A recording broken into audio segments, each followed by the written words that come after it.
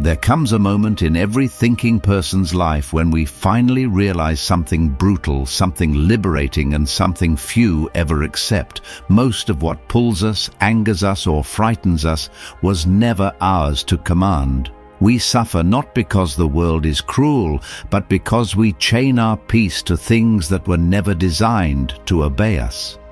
This is the first law of detachment, whispered across centuries by thinkers like Epictetus, whose research into the discipline of desire still shapes modern philosophy. He said in words that cut like iron, "Some things are in our control and some are not." And he left the wise with a question: why destroy ourselves trying to hold what doesn't belong to our hands? Today we walk the same path. We stand in the same storm. And we must learn the same lesson. To detach from the uncontrollable is not weakness. It is the birth of real power. 1. Release the illusion that the world owes you order. Detachment begins not with emotion, but with the collapse of an illusion. The illusion that life should arrange itself according to our preferences. Most people cling to expectations the way a drowning man clings to a rope tied to an anchor. They expect fairness. They expect people to act rationally. They expect loyalty from the disloyal, clarity from the confused, kindness from the broken. And when reality refuses, they spiral. But we choose a different path. We accept what Seneca warned: the greatest obstacle to living is expectation. Expectations are invisible chains. They turn us into prisoners of outcomes, constantly waiting for the universe to obey our desires. The moment we release the illusion, the chains fall. When your mind no longer argues with reality, you unlock a strange form of freedom, a freedom where anger fades, disappointment dissolves, and you finally stand steady in a world that keeps shifting under everyone else's feet.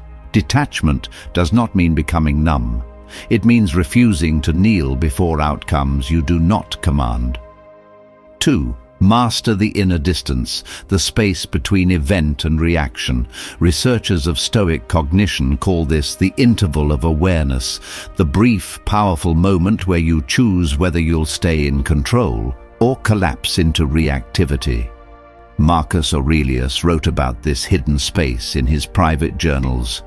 You have power over your mind, not outside events. What he meant was simple. The world strikes first, but you decide whether the blow becomes a wound. Detachment is built exactly in this interval. We do not rush, we do not explode, we do not give our peace away to every insult, disappointment, or unexpected turn. Instead, we pause, we examine, we answer slowly. This inner distance is our shield.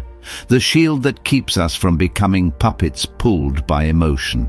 And the more we practice it, the more our strength rises in silence. Detached people do not react quickly because they understand the cost of impulsive emotion. They are not cold, they are disciplined, they are not indifferent, they are deliberate. And over time, this inner distance becomes the foundation of our stability, the evidence that we no longer dance to the world's unpredictable rhythm. 3. Understand that true detachment is not escape, it's transformation. Most people believe detachment means withdrawing from life, avoiding pain, or hiding from uncomfortable truths. But those who walk the path of inner discipline know the opposite is true. Detachment is not escape. It is transformation.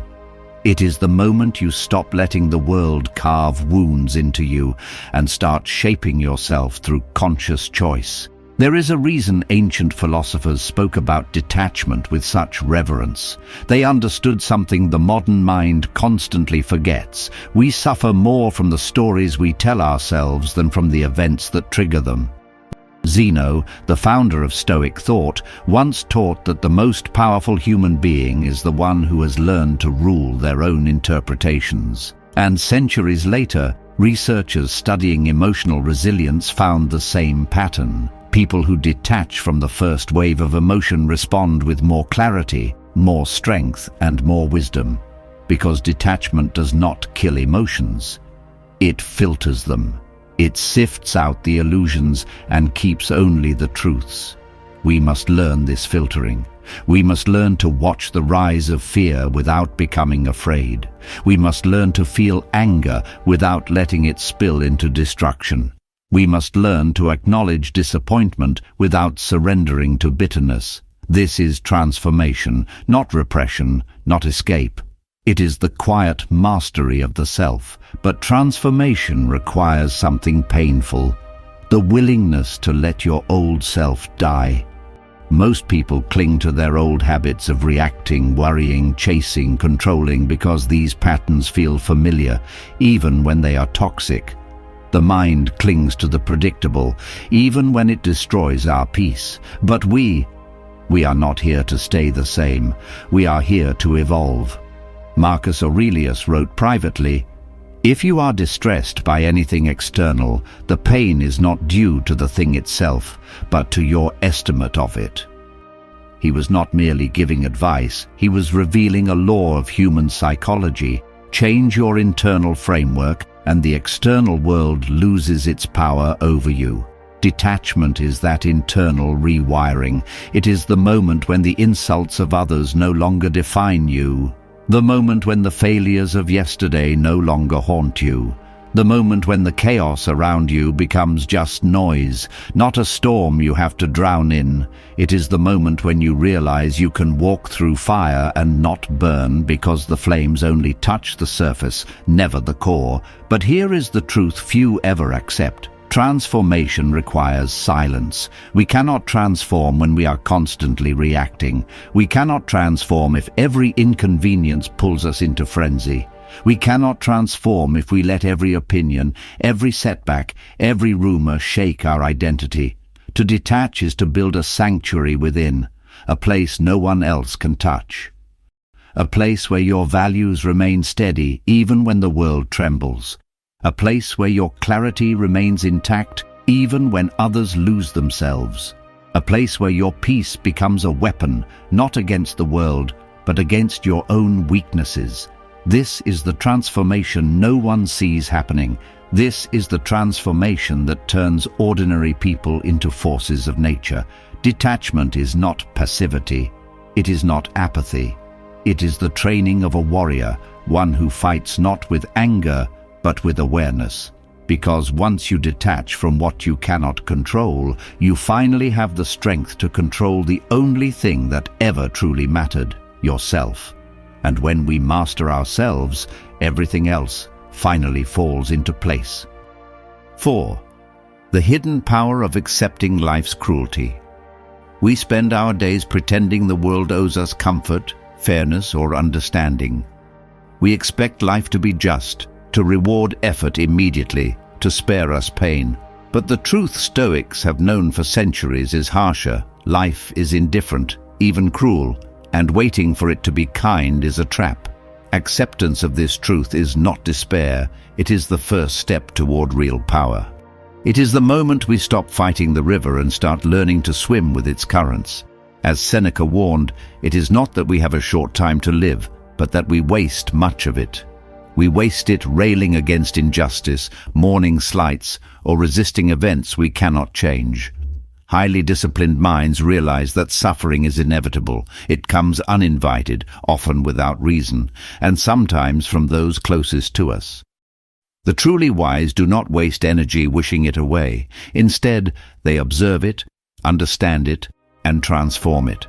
Marcus Aurelius wrote, "You have power over your mind, not outside events. Realize this, and you will find strength."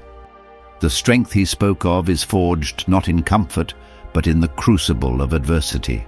Here is the paradox. The moment we stop expecting life to conform to our desires, we gain control over our reactions. Detachment from expectation is not weakness, it is mastery.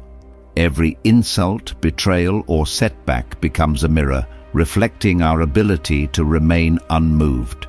When we accept cruelty as part of existence, it loses its ability to disturb us. We are no longer prey to external chaos because we recognize that chaos was never truly external. It only had power over the untrained mind. But this acceptance requires brutal honesty with ourselves. We must confront the uncomfortable reality that our suffering is not always caused by others, but often by our refusal to see things clearly.